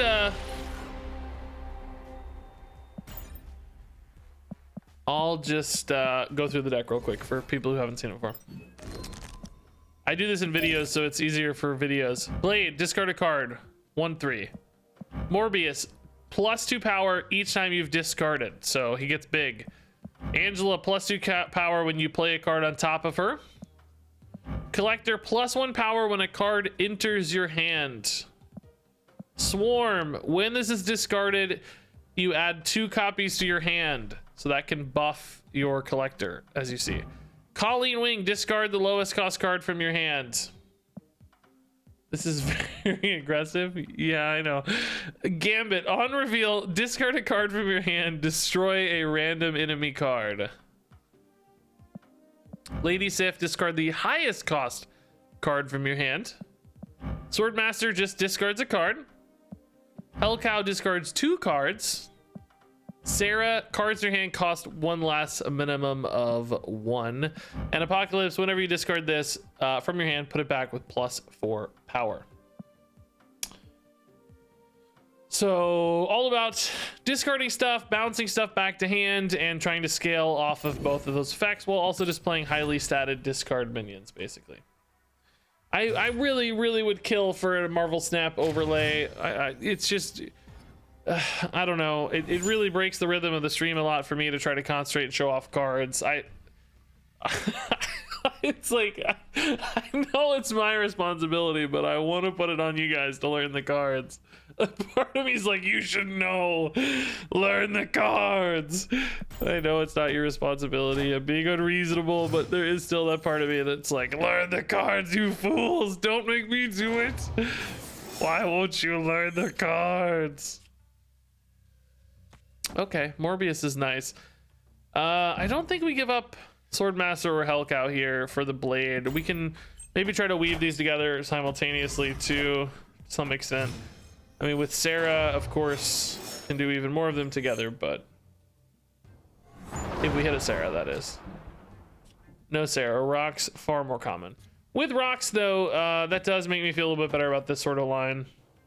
This is more power than Hellcow per the same number of discards. So Morbius here is going to start scaling. We get big right. We get big right. Is there a bot perhaps? I saw there's some kind of chat bot someone told me about, but I feel like that's not really an elegant solution. It's maybe better than nothing. I'll say that it's probably better than nothing and I should probably use it, but it is a little inelegant because of you know, it not being on screen, of course. If it were on screen, that would be really nice. Because some people like watching on phone without chat and stuff, or watching on YouTube later. So, I'm just wondering here, like these swarms aren't really going to be that useful coming back into hand. I'm wondering if I ever just discard the Apocalypse and start making it bigger. Right? If I had Collector in play, the swarms would be a lot more interesting. But I'm also not really wanting to lock up the Superflow just yet either. So it's a little bit of a dilemma here because I don't want to lock up any given location yet. So is Apocalypse going to 12 worth it if I can't play it for a whole other turn? I'm sort of succumbing to my top deck here, number 1. And number 2... Okay, I think that's a reasonably good top deck. Chance we whiff on the Forge. If they play mid here for a like Professor X, let's see, are we screwed anywhere if they play a Hobgoblin? Seems not altogether unlikely. Can't really stop a Hobgoblin though. Anywhere I play a card, they can play it in the other spot.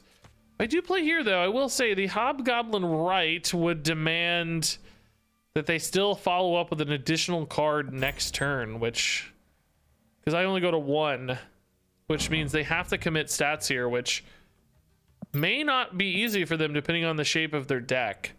So maybe if I prevent the Hobgoblin here, I'm better off. So the Hobgoblin here, I mean, I guess Morbius does still demand sort of the same though, because we go to 15. It's maybe the same difference, I don't know. maybe the same difference. I'm not sure. Of course, that's specifically in the world of a hobgoblin too. We don't. Yeah, I'm really debating that, but can I win mid with Apocalypse is another question. I only go to 15. Yeah, I don't know. Both of those things make it depends on where this rolls, of course, but it'd be nice to hit one of those big ones in the middle.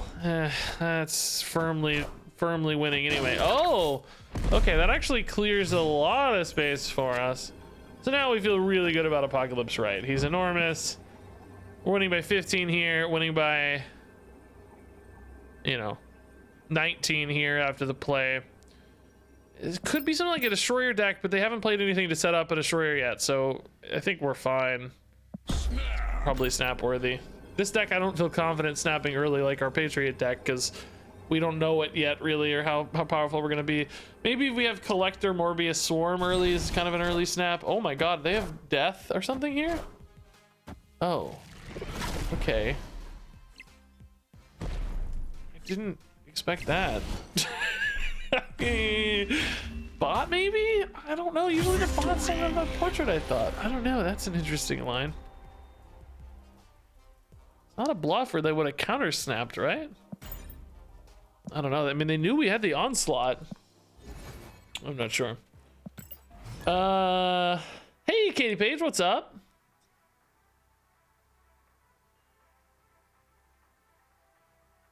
Oh, what card is letting them see what you're playing? That's Daredevil. On turn 5, you get to see what the opponent plays before you make your decision. It's really fun. Can be great for disruption style decks. Okay, ongoing, not important to us.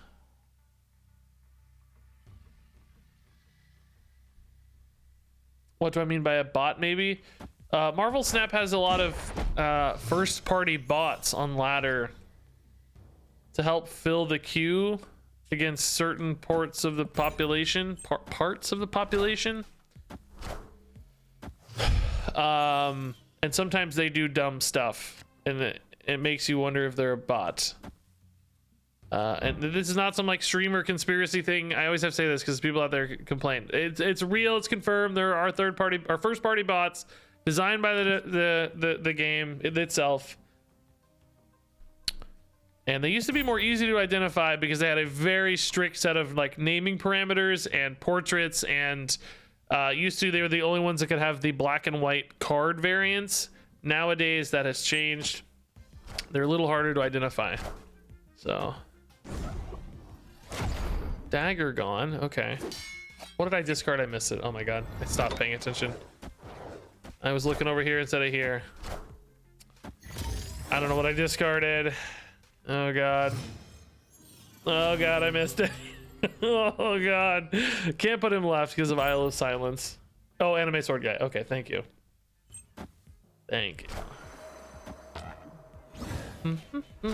Strange silenced. Thank you, Zero.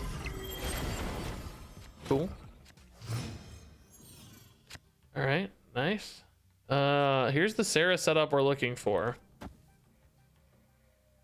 Collector, Hellcow. Yeah, this is not bad actually, not too bad.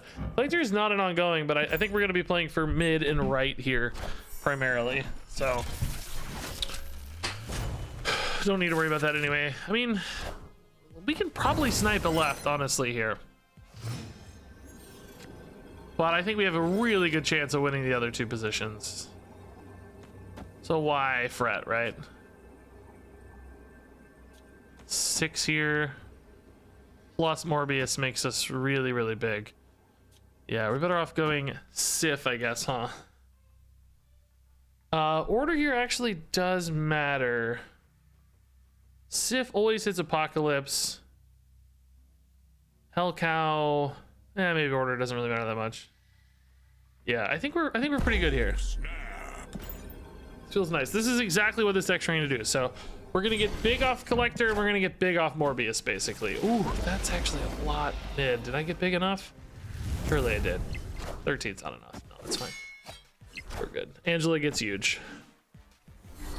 Scale for me, Morbius. Scale for me, Collector. Yes, Collector. Yes. Dude, honestly, not really that much bigger. Could have stood to get a little bigger mid. 16 v13 is not exactly a home run. Would have been a little better off Hellcow mid if I'd really thought about the Heimdall more. Yeah, see, this used to would have been an additional +3 back in the day, because this used to be +2 power. So this would have gone to 7, which clearly feels notably better than 4, because this didn't really feel that good. It would have been slightly better if I'd hit more swarms, for the record. Maybe, in hindsight, Blade is better than Sif, because Blade has a chance to hit more swarms, and swarms buff more than apocalypses, right? I don't know. I feel like this deck used to run Wong, maybe. Did this deck used to run Wong, guys? Anybody remember? I feel like it used to might have run Wong. Somebody asked about Hela. This is not really a Hela build because we're not trying to discard big stuff. We're trying to bounce things in hand for Morbius and Collector more than we're trying to discard big boys.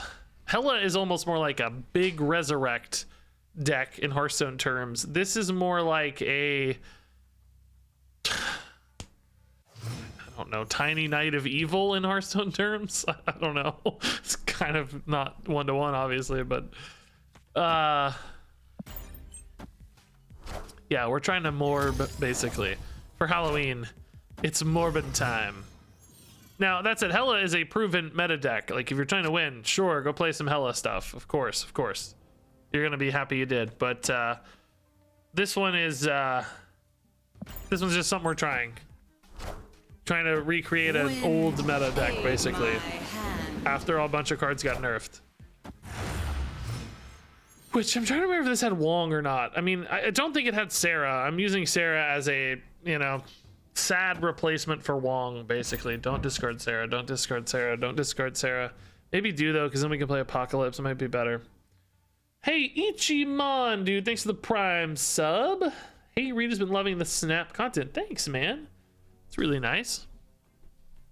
Appreciate it. You're awesome.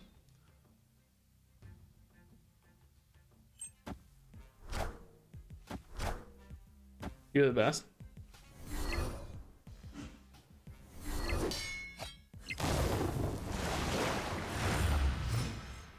Okay. Sarah alive. No discards, though.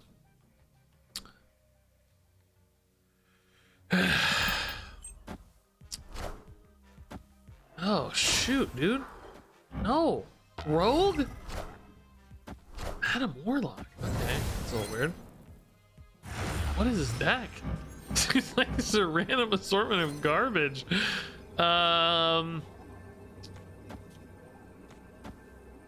We're adding 12 here. Not scaling this anymore. Is 14 enough here? I think it has to be. I don't know. I think it has to be. Morbius is gonna matter here. Pretty sure this deck user on Wong, man. I feel like I'm missing Wong. A win's a win. I mean, we take it. There's sometimes, like I said, the discard minions have such significant stat lines at base that it's sort of fine, but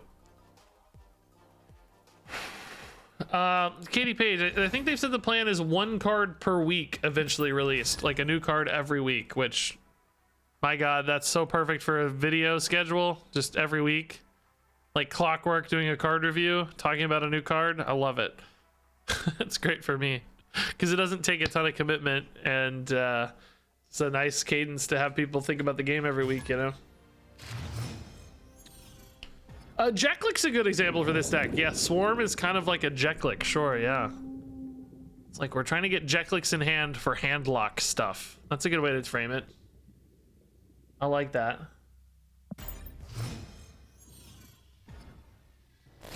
Joe just finished Elden Ring. Can't wait to watch your playthrough. Dude, congrats.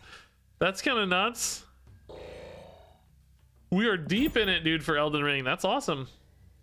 I'm hoping for some DLC. I'm surprised it hasn't already been announced. I don't know if they're planning it or what the timeline for that would typically be for them, but I want some DLC, dude. I don't fear the danger room. Never fear. No, it's 100%. It's actually 100%. It's so broken. It's so stupidly broken, dude. Oh, okay, I don't fear it, dude. I don't fear the danger zone. I don't fear the danger zone. I've never seen Pixel Wolfsbane before. Not gonna get to see it now either. Pixel Iron Man 2!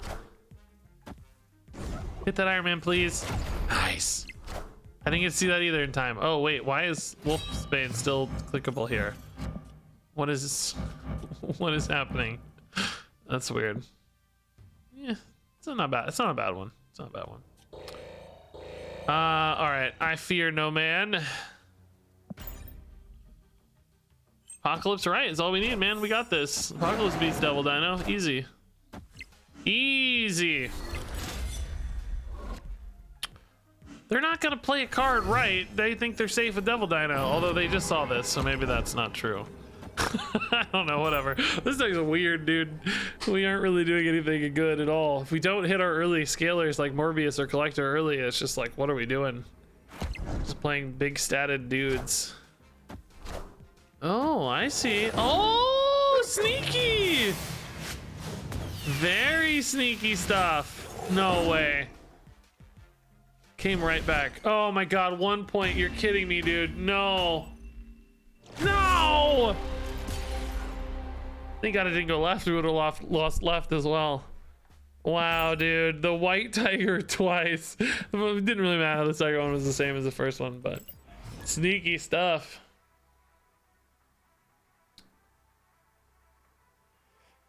All right, guys, I'm gonna play one more game, then we're gonna switch it up. We're gonna hop over to Moonbreaker. Moonbreaker.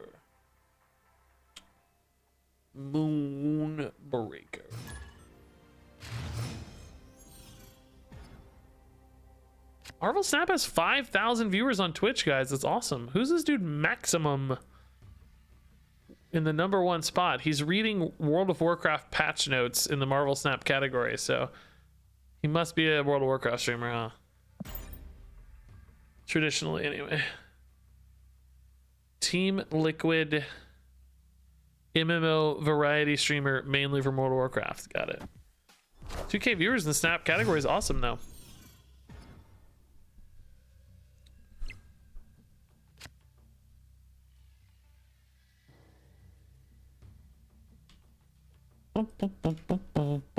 Okay, early collector's nice. We can actually probably go toe to toe with Sunspot here per space. I think that's a good way to think about sometimes Marvel Snap, right? You kind of need to sometimes beat your opponent per spot. We're basically competing. Oh man, this might be a good hit. Probably 50-50 most of the time, but you know, you each have a limited number of positions on the board, and if you're beating them position per position, then you're fine. Thor and Jotunheim. That's interesting to say the least. Nice. Okay, Thor's gonna go to 0 anyway, so that's cool with me. Sure. We risk losing Sarah here a little bit, but don't have a big Sarah hand anyway at the moment, regardless. Collector is not getting any bigger. Let's hit exactly Apocalypse. Ugh. I don't think this Collector makes any sense, guys. It's just not the way it used to be. It's only good with Swarm, and even then you barely get Swarm, you know? You get Swarm to me. so rarely. I gotta look at an old discard list and see if I can make it make more sense, you know?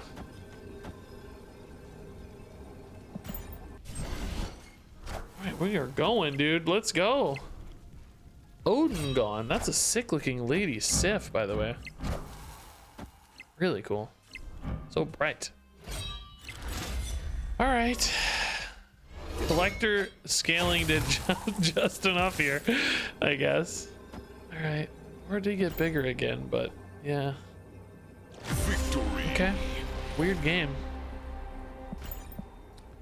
Thought it was a bot for a minute, but it's not. I don't think so. Okay, guys. I'm gonna call it quits there. We gotta change this deck, though. I don't really think this collector's doing the job. I think the rest of the discard package is okay, but I want to revisit a Wong, maybe. Same time, though, Wong loses a lot of its payoff if you don't have Swarm or Collector, right? You're losing one of your scalers anyway. So that feels a little bit iffy. We'll have to think about it. May just be that this archetype no longer works, right? So, yeah, we started with Dracula, but the problem with Dracula was if we're playing Sarah, then let me reframe that. If we're playing Collector and Swarm and Morbius and Sarah all together, the idea is to do a big discard pop off on turn 6 with Swarms in hand, and then the problem is you're not playing the Swarms, you're just using them to scale your Morbius and Collector. So the Swarms get stuck in hand, so then Dracula has a much higher chance to hit a Swarm than an Apocalypse. Now that said, if we cut the Collector, maybe time to revisit Dracula, right?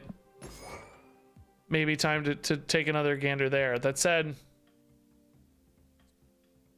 yeah, maybe the Dracula makes more sense with Collector gone if you're not making it as much of a bounce deck.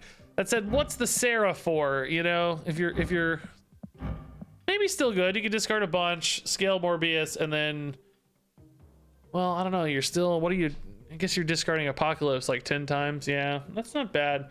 We could also take a look at like Strong Guy, but that's not going to work too often with Apocalypse. So we'll revisit that next time. We'll